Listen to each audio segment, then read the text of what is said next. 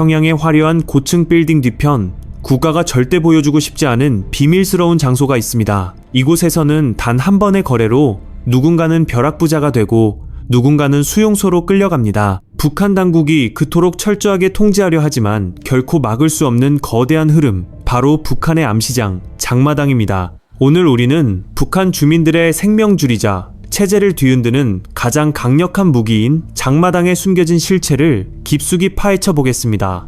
1990년대 중반, 북한에는 고난의 행군이라 불리는 사상 최악의 기근이 찾아왔습니다. 국가가 모든 식량과 생필품을 나눠주던 배급제는 완전히 붕괴되었습니다. 공장은 멈췄고 논밭은 말라붙었으며 사람들은 길거리에서 굶어 죽어갔습니다. 국가가 더 이상 자신들을 먹여 살려주지 않는다는 사실을 깨달은 주민들은 생존을 위해 거리로 나섰습니다. 집에 있던 헌 옷까지, 고물, 심지어는 국가 소유의 자재까지 들고 나와 한 줌의 옥수수와 바꾸기 시작한 것입니다. 이것이 바로 오늘날 북한 경제의 심장이라 불리는 장마당의 비극적인 시작이었습니다. 처음 장마당은 그저 굶주린 사람들이 모여 물건을 바꾸던 작은 노점에 불과했습니다. 북한 당국은 이를 자본주의의 잔재라며 비사회주의 행위로 규정하고 강력하게 단속했습니다. 보안원들이 들이닥쳐 물건을 압수하고 상인들을 구타하는 일은 일상이었습니다.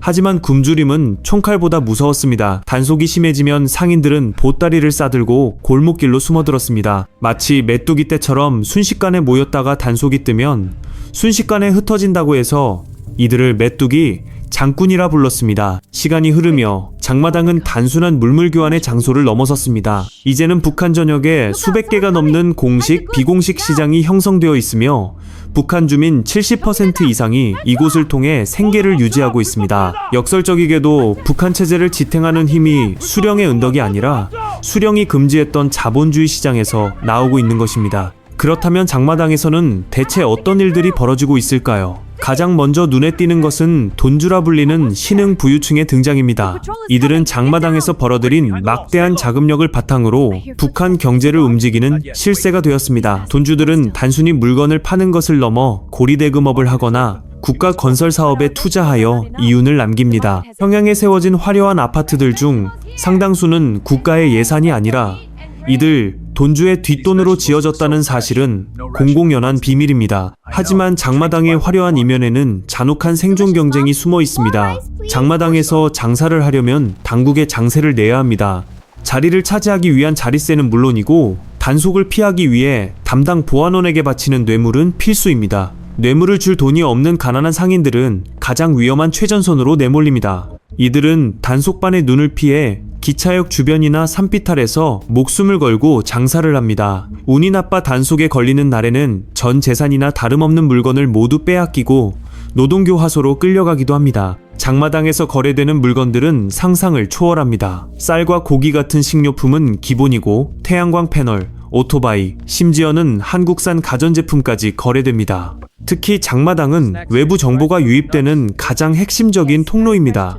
은밀한 구석에서는 한국 드라마와 영화가 담긴 USB와 SD카드가 현금처럼 거래됩니다. 북한 당국은 이를 반동사상 문화배격법으로 강력하게 처벌하고 있지만 한번 맛본 자유의 향기는 그 무엇으로도 막을 수 없습니다. 장마당의 상인들은 대부분 여성들입니다.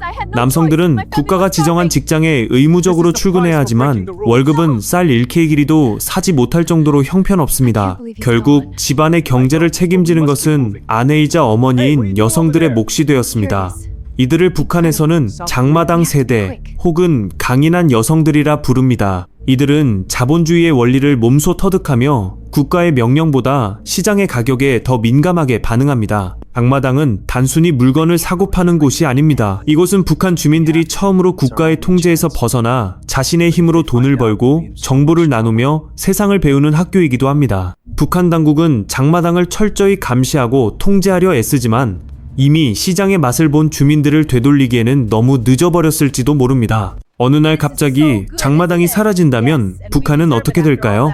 아마 북한 전역은 며칠도 버티지 못하고 거대한 기아의 지옥으로 변할 것입니다. 북한 당국도 이 사실을 누구보다 잘 알고 있습니다. 그래서 장마당을 증오하면서도 체제 유지를 위해 묵인할 수밖에 없는 기묘한 공생관계가 이어지고 있는 것입니다. 하지만 이 위험한 공생은 언제까지 계속될 수 있을까요? 장마당을 통해 유입되는 자본주의의 바람과 외부의 정보는 북한이라는 견고한 성벽에 조금씩 균열을 내고 있습니다. 북한 주민들은 이제 수령의 배급이 아니라 자신의 땀방울로 번 돈을 더 믿기 시작했습니다.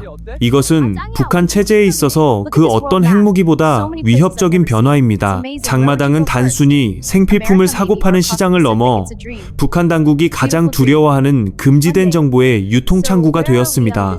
시장의 구석진 골목, 겉으로 보기에는 평범한 보따리상들이 은밀한 신호를 주고받습니다. 알이 굵은 강냉이 있느냐는 물음은 사실 최신 한국 드라마가 담긴 USB를 찾는 암호일 때가 많습니다. 손톱보다 작은 마이크로 SD 카드 하나에는 나만의 화려한 도시 풍경과 자유로운 삶의 모습이 고스란히 담겨 있습니다. 이것이 장마당을 통해 북한 전역으로 퍼져나가는 순간 북한 당국이 수십 년간 쌓아온 세뇌교육의 성벽은 허무하게 무너져 내립니다. 하지만 이 은밀한 거래의 대가는 상상을 초월할 정도로 가혹합니다.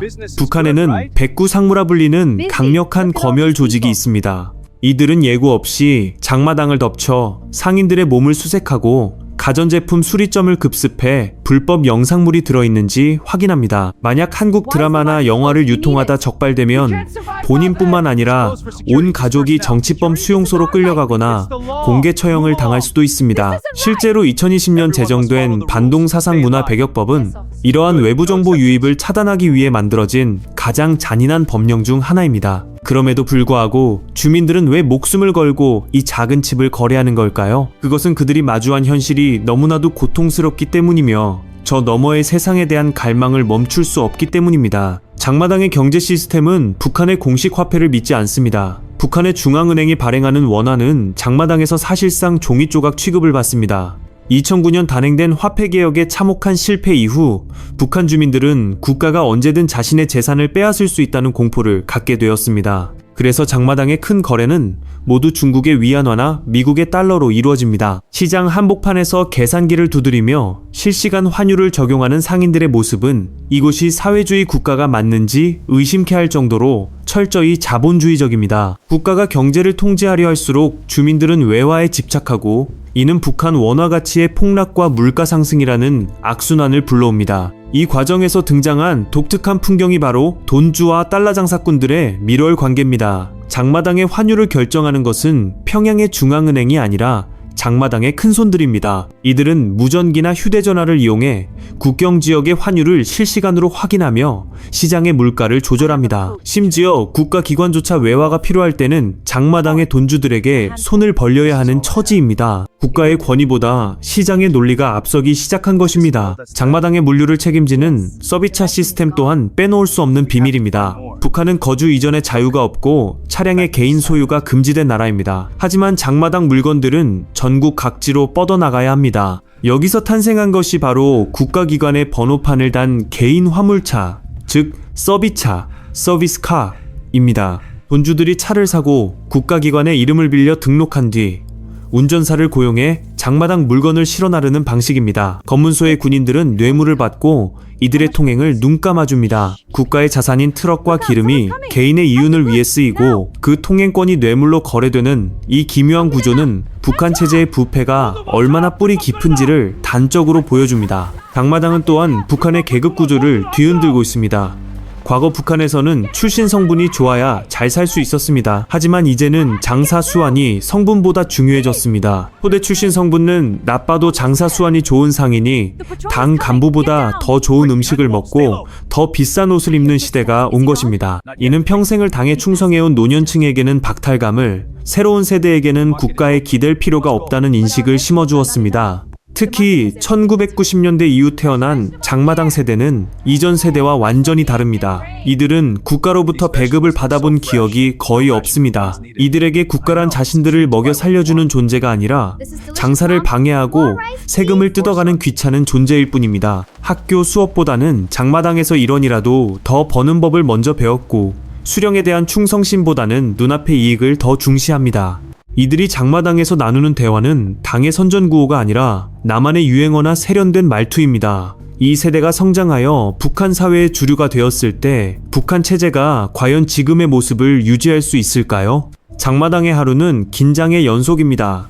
해가 뜨기 전부터 상인들은 좋은 자리를 차지하기 위해 치열한 몸싸움을 벌입니다. 단속반의 호각 소리가 들리면 순식간에 아수라장이 되기도 하지만 단속이 끝나면 언제 그랬냐는 듯 다시 장이 섭니다. 이들에게 장마당은 단순히 돈을 버는 곳이 아니라 삶과 죽음이 교차하는 전쟁터입니다. 오늘 벌지 못하면 내일 우리 아이가 굶어야 한다는 절박함이 그들을 거리로 내몹니다. 하지만 장마당에는 따뜻한 인정도 존재합니다. 굶주린 꽃제비, 불황아들에게 몰래 먹을 것을 던져주는 상인, 단속이 떴을 때 옆집 상인의 물건까지 챙겨 도망쳐주는 이웃들이 있습니다. 국가가 버린 사람들을 서로가 보듬으며 살아가는 곳, 그것이 바로 장마당의 또 다른 얼굴입니다. 장마당은 북한 사회의 가장 추악한 부패가 일어나는 곳인 동시에 가장 인간적인 생존 본능이 꿈틀대는 곳이기도 합니다. 북한 당국은 최근 들어 장마당에 대한 통제를 더욱 강화하고 있습니다. 종합시장이라는 이름으로 국가가 관리하는 건물 안으로 시장을 몰아넣고 상인들의 품목과 가격을 일일이 통제하려 합니다. 심지어 장마당을 폐쇄하고 과거의 배급제로 돌아가려는 시도까지 포착되고 있습니다. 하지만 주민들의 저항은 만만치 않습니다. 이미 시장을 통해 자립하는 법을 배운 주민들에게 장마당을 뺏는 것은 목숨을 뺏는 것과 다름없기 때문입니다. 장마당의 팽창은 북한 사회 내부에 전례 없는 빈부격차를 불러왔습니다. 과거에는 당 간부와 평민이라는 신분적 차이가 존재했다면 이제는 돈에 의한 새로운 계급이 형성된 것입니다. 장마당의 큰손인 돈주들은 평양의 고급 식당에서 수백 달러짜리 식사를 즐기고 자녀들에게 과외를 시키며 해외 명품을 휘두릅니다. 반면 장마당 한 구석에서 눈거리 헐값 물건을 파는 노인들과 부모를 잃고 장마당을 떠도는 꽃제비들에게 시장은 여전히 차디찬 생존의 현장일 뿐입니다. 한쪽에서는 소고기와 흰쌀밥이 넘쳐나고 다른 한쪽에서는 강냉이죽 한 그릇을 위해 온종일 구걸을 해야 하는 이 잔혹한 대비는 오늘날 북한의 가장 아픈 단면입니다.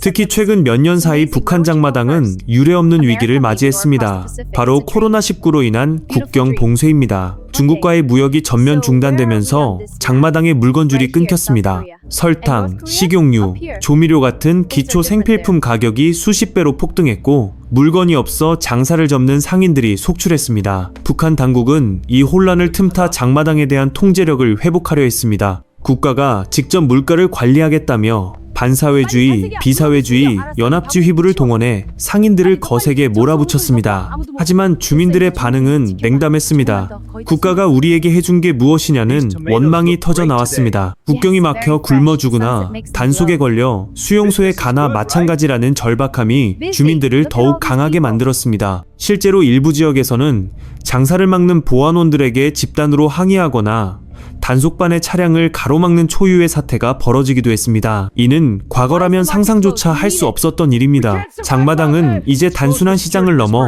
주민들이 국가의 부당한 권력에 목소리를 내기 시작한 시민의식의 발원지가 되고 있습니다. 장마당의 비밀 중 가장 아이러니한 것은 북한의 관리들과 군인들조차 장마당 없이는 살 수 없다는 사실입니다. 군부대에 공급되어야 할 식량과 유류가 장마당으로 흘러들어가 돈으로 바뀌고 그 돈은 다시 간부들의 뒷주머니를 채웁니다. 단속을 해야 하는 보안원들은 상인들에게 뇌물을 받아 생계를 유지합니다. 겉으로는 장마당을 때려잡아야 할 범죄의 온상으로 규정하면서도 안으로는 그 온상에서 피어난 단물을 함께 빨아먹고 있는 것입니다. 이 거대한 부패의 사슬이야말로 북한 체제를 지탱하는 동시에 갉아먹고 있는 치명적인 독약입니다. 우리가 장마당을 주목해야 하는 이유는 명확합니다. 이곳은 북한 주민들이 자유라는 개념을 가장 먼저 체험하는 곳이기 때문입니다.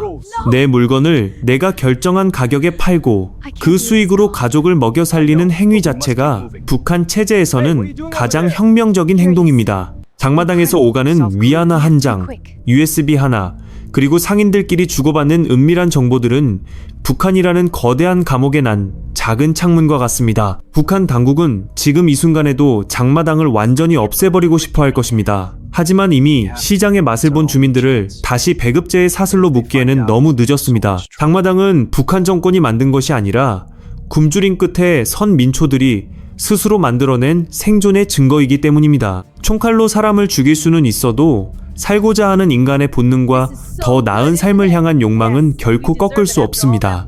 지금 이 시간에도 평양의 어느 장마당에서는 누군가 목숨을 걸고 한국 드라마를 거래하고 있을 것이며 어느 국경 도시의 장마당에서는 중국 상인과 환율을 흥정하는 치열한 목소리가 들려올 것입니다. 억압과 통제의 상징인 북한에서 가장 자본주의적이고 인간적인 공간이 존재한다는 것. 이것이 바로 장마당이 가진 가장 거대하고도 슬픈 비밀입니다. 남과 북이 갈라진 지 수십 년. 우리는 같은 언어를 쓰지만 너무나도 다른 세상에서 살고 있습니다. 우리가 편의점에서 손쉽게 물건을 고를 때 북한의 어머니들은 가족의 목숨을 걸고 장마당으로 향합니다. 그들에게 장마당은 단순히 시장이 아니라 희망이자 투쟁이며 삶 그 자체입니다. 머지않은 미래의 장마당의 벽이 허물어지고 북한 주민들이 단속의 공포 없이 자유롭게 물건을 사고 팔 수 있는 날이 올 수 있을까요? 그리고 그날이 왔을 때 장마당에서 피어난 변화의 씨앗은 북한을 어떻게 바꾸어 놓을까요? 여러분은 어떻게 생각하시나요? 국가의 가혹한 통제 속에서도 끈질기게 살아남은 이 거대한 암시장이 과연 북한의 미래를 결정짓는 열쇠가 될 수 있을까요? 만약 여러분이 내일 당장 먹을 것이 없는 북한 주민이라면 목숨을 걸고 장마당에 나가시겠습니까? 아니면 국가의 배급을 기다리시겠습니까?